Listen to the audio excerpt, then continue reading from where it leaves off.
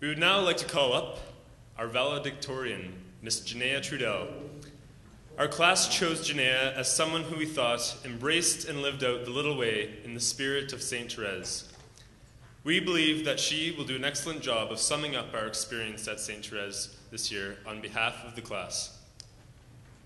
As an introduction, we decided to write a poem to express our love and affection for our beautiful sister. Janaya Trudel has quite the smell that comes from a personality so sweet. She lives humility well, anyone can tell, from the very first time that you meet. Many tunes she's carried, and though she's not married, she lives in a town called Honeymoon. By example she'll lead and help in your need, or make faces like a baboon.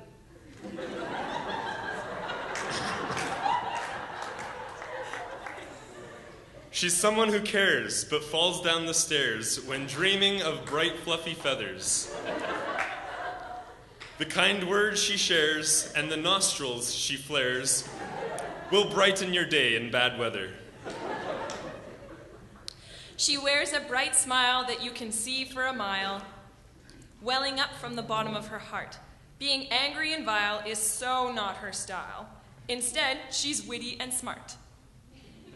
This lady is grand, now give her a hand. We're confident she's going to do well. We'll all hold her hand as she takes the stand, our sister, Janaya Trudel.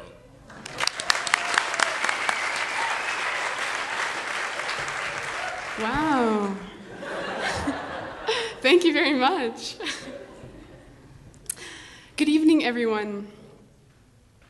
It is my great privilege and humbling honor to be standing before you today, representing my brothers and sisters in this place that is so dear to us. When I began to pray about and write this very speech, I was unexpectedly met with a deep sadness, for I knew that, try as I might, I would not be able to put into words what this year has been for me, what it has been for all of us. I desire not merely to tell you what this year at St. Therese was about, but what it was, in its very essence, at its very core. Like I said, my heart aches with the reality that my simple words cannot and will not do justice to the wonders that the Lord has worked in this place and in these lives this year. However, since using words to describe the year is an apparently essential part of the valedictorian job description, I've decided to attempt to sum up this year in a short and sweet sentence of big words that I learned this year. So, without further ado, here it is, and my job is done. This divinely inspired curriculum, 3 consecutive trimester quarters in duration of spiritual gestation in this place, as in the virginal womb of Mary, the mediatrix, has incarnated the triune transcendentals through doctrines, ecclesial and philosophic, built upon sound metaphysical presuppositions while still maintaining, within the community, soberness between opposing temperaments, ordering each member towards their eschatological destiny by means of gentle fraternal exhortation and encouragement, mutually hastening their steps upon the byways of grace in the tutelage of docility to the Holy Spirit as spiritual nestlings until we reach the pinnacle of love.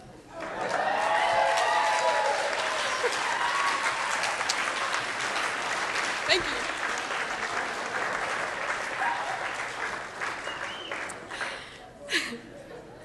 Now, some of you may very well have, to my amazement, actually recognized and understood most of those words. And to some, I may as well just have said supercalifragilisticexpialidocious. And that's okay. However, there was one word in that mess of syllables that is familiar to all of us, a word that is engraved into our hearts: love. At the beginning of this year, we were all introduced to St. Therese Institute as an institute of faith and mission, but soon discovered that it had another name, the School of Love. At first, I must confess, this title seemed a little cliche to me, for the word loved is often overused and is not given its proper dignity. However, as time went on, the idea of St. Therese being a household of love that was planted in my heart started to bloom and bear fruit. looking back, I realized that the title, in fact, didn't change. I just had to learn what love was, or rather, who love was. Here at St. Therese, our way of life has been built upon not just this word, love, but the person that it is, realizing that love has a beating heart of his own. This year, St. Therese, the little flower, has drawn us further up and further into the heart of Christ through what she called her little way. The little way is a way of life, a disposition of the heart that calls us to recognize our littleness and our nothingness, and simply to do all things exceedingly well for love of God. Therefore, it is to become again like a child, dependent, trusting, simple, humble, and small. It's quite funny, actually. Usually, young adults like us come to a place like this to grow up. But instead, we have been learning to grow down and become more and more like children. Of course, realizing that it is in our weakness that we are strong, and in our littleness that we are capable of great love. Little Therese described this way of life, this spirituality, in a very simple and profound way. She said, "I have discovered my vocation, and my vocation is love."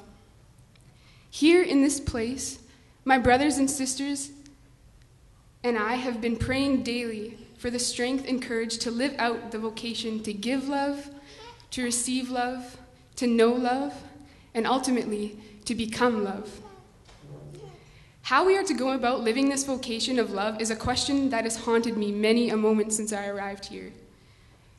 The more I discovered my wounds and realized my brokenness throughout the year, the more I doubted that I was capable of any authentic love at all. It was a mystery to me, and many times I shook my fists into the sky and asked again and again, how can I love? Well, to my pleasant surprise, I learned this year that the answer to that seemingly overwhelming question is actually quite simple. St. Therese said, "The way to sanctity is through fidelity in the little things." Through walking the little way, the Lord has brought us back to the basics of service and sacrifice. He's taught us to keep the main thing, always reminding us what it means to truly love, not counting the cost. Hand in hand with the Lord, Therese has been challenging us all year to live deeply, to dare to allow love to consume and transform us as we attend to all of the seemingly insignificant things that life demands from us each day. It was in these moments of littleness and self-denial this year that we were slowly transformed by love into love itself. Among all of the little duties at St. Therese, one of the most significant ways that we were challenged to love in this place was through each other. While the simple title, School of Love, describes beautifully the nature and heart of St. Therese Institute, we students and staff occasionally refers to this place as the Sandpaper School of Sanctity. Though the words love and sandpaper don't seem to complement each other very well in the same sentence, never mind the same lifestyle, I've come to learn that they are not as contradicting as they seem. For the past 9 months, we as a community have journeyed closely alongside each other on our own narrow paths up the same steep mountain. I'm afraid I can't describe to you the profound bond that knits this community so closely together. For as the year has been progressing, I find that I am more and more unable to define with words the deep love that I have been experiencing in and through my brothers and sisters here. In this place, we've encountered Christ in each other and have grown to know him through living in community together, working together, praying together, eating together, walking together, falling together, growing together, worshiping together, and journeying together. This community road trip to sanctity has been beautiful, but it didn't take long for all that togetherness to start working its sandpapery wonders. Many a time we have brushed against one another's sharp edges and smoothed down each other's roughness by challenging, encouraging, and calling each other deeper into the heart of holiness. It's so hard to believe that just less than a year ago, we saw each other's faces and learned each other's names for the first time, having no idea the miracles that God would work in our own hearts through one another. By placing us all under the same roof, the Lord has taught us all about what it means to trust, to give, to receive, and most of all, to surrender, laying down all that we are and hope to be. Looking at each other now, our hearts are familiar, and our faces are more than recognizable. Surely, you can bet that when someone gets a haircut, pulls out a brand new shirt, or didn't get a good night's sleep, the community is going to notice. However, that is not the be-all and end-all of the relationship that this community is. The waters are deep below the surface. It is more than just community we have experienced here at St. Therese. It is communion, a sharing of hearts that transcends words and unites souls. Sure, we know each other well, and without a doubt, love each other deeply. But it is the love that we have for love himself that holds us together and anchors this family to the foundation of truth. Since Christ has made his home in each of us, we encounter him in each other. We recognize his face in each other. We experience his forgiveness and mercy in each other. We love him in each other. However, we have learned this year that you cannot give what you don't have. Knowing this, it only makes sense that our hearts have had to be continually exposed and mended before we could fully give of the gift of love that was hidden inside of each of us. I think I can safely speak for all of us when I say that there were definitely some surprises this year. All I can say is that those brochures leave a lot of the adventure out of the fine print. I really do think that the Lord has a good chuckle during the beginning of the first trimester when we all start to realize what this year at St. Therese is really all about. Little did we all know, our hearts were in for a pretty wild ride as we received the greatest and most challenging gift of all, healing. Although this word is easy enough to say, its reality has not been so easy to accept and experience. In our own healing journeys, through the wounds of our pasts, our hearts have been softened, molded, stretched, and expanded so to receive and give more love than was ever thought possible. We've learned to stand in the ache, to have the courage to venture deep into our own hearts and our hurts and allow Christ to shine light on their darkest and dustiest corners, to come in right straight with our crooked lines. Here at St. Therese, we have embraced an image, a metaphor really, of this place acting as a womb, where we, the students, come to grow and be formed for, you guessed it, 9 months. This place has beautifully taken on the role of the womb of Mary, Mother of God, offering a peaceful, quiet, and hidden place for us to, like unborn children, form, grow, mature, stretch, and sometimes kick a little. It is where, for 9 months, we have seemed to be lying dormant, not doing much of anything in the eyes of the world, but accomplishing the greatest of things in the eyes of God. It is in this humble, hidden place, this womb, that God planted his seeds of truth deep into our wounded hearts and, through the nurturing of the water of the Holy Spirit, allowed us to blossom into the sons and daughters that he created us to be. However, this growth did not come without its discomforts and difficulties. If I've realized one thing this year about how to approach my hardships, it would be this painfully blunt phrase: no pain, no gain.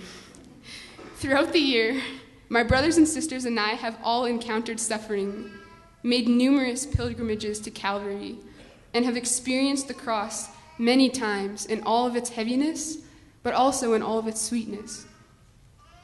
As we often say here at St. Therese, and when I say often, I mean often, the cross takes many forms. We have all experienced this. The cross changes shape and becomes your alarm clock in the morning telling you that you have to get out of bed, or a member of the community that you are struggling to love. The cross becomes the next dish you wash, or the next toilet you scrub. It becomes your unmade bed, or your homework, or that nice, thick bowl of oatmeal in the morning. Again. It becomes the distance between you and the ones you love, or the 7-month winter that totally cramps your style. It becomes the sacrifices, the hurts, and the uncertainties. It becomes the way. Yes, the cross takes many forms, and we are all called to carry it, no matter if it's a bowl of porridge or a broken heart. Indeed, this place has not acted as a hideout or a safe house from any kind of pain or suffering, but has been for us an intimate encounter with the cross of Christ in all its bloodiness and beauty. This year, the cross has led us through many landscapes in a very short amount of time. It has taken us up mountains of joy and jubilation, and through valleys of sorrow and trial.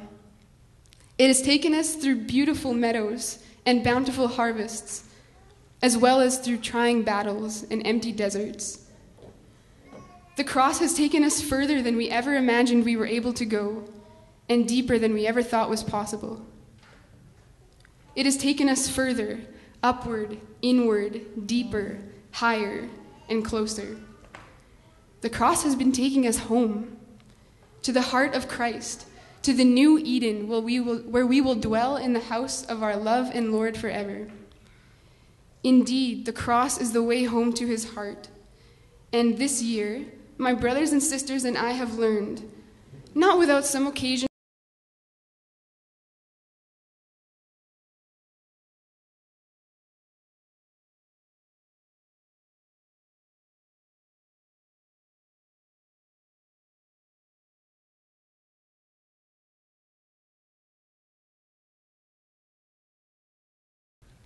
eventually, as we have all experienced here, the cross becomes more than just a good cardio workout. It becomes a sweet agony, a beautiful burden, and a peaceful pain, because you know where it will lead you and how deep its weight will take you. For just like there is a sunrise for the one who patiently waits through the darkness of the night, there is a resurrection after every little death to self in our lives. For if we carry our burdens and accept our crosses with great love, the glory will be sweet when its weight is lifted off our shoulders, and the suffering it caused us will reap new life. Finally, after taking up our crosses daily and the endless graces that they bear, my brothers and sisters and I have reached the top of the mountain that this year at St. Therese has been.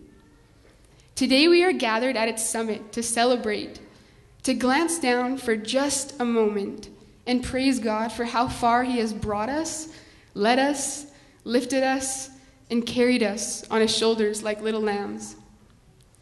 Yes, today we glimpse back at countless yesterdays, in awe of how far we are from where we started, but also burning with the knowledge that this is only the beginning. Now we embark on a new expedition of faith and mission as we leap off of this stepping stone and return to our families, friends, communities, jobs, studies, or some of us back here to cast out into the deep for another year at St. Therese. Whether we travel far to the exciting new adventures that the Lord has called us to explore, or we stay close to the sweet home that he has for us here, our hearts will be forever united when our feet must walk different roads. Now that we have finally reached the peak of this mountain, others may ask, What was it all for? Every one of us is given a year or two of our young lives to grow and be formed in this place. And what did it change? To this, I answer for all of us. It has changed everything. The love and truth that has filled our hearts this year will continue to flow into everything that we do. It will spill out into every aspect of our lives, our studies, our careers, our relationships, our conversations, our struggles, and every dish that we wash. Now, we look at the world with a new set of eyes and a deeper capacity to see goodness, truth, and beauty in all that we encounter. We have learned to seek the face of Christ in others, to find him and love him in every one of our brothers and sisters in the world. Everything has become a prayer. We know now who we are, but most importantly, we know who we are in him, who is the way, the truth, and the life. This changes everything, and we will breathe life from these moments for the rest of our days. Now, as we kneel with empty hands and hearts overflowing at the end of this climb, the Lord's praises are on our lips as we thank him for his sweet mercies and amazing love. As we are now sent out from this place, we lift our eyes to the hills, open wide our hearts to receive the strength to carry on, to dig deeper, to go vertical, and to keep moving forward. Armed with the shield of faith and the sword of salvation, we will go out into the world, fight with the fire in our hearts, and win the battle that this life is. Surrendering all that we clutch in our fists, we lay everything down at the foot of the cross, clinging to nothing but the hands of Jesus and Mary. Following the little footprints of our dear sister Therese, and keeping our eyes fixed on the rising sun, we go forth from this place full of joy and hope. For we know now our purpose, our place, our identity, our dignity, and our role. Yes, we know now our vocation. Our vocation is love. Thank you.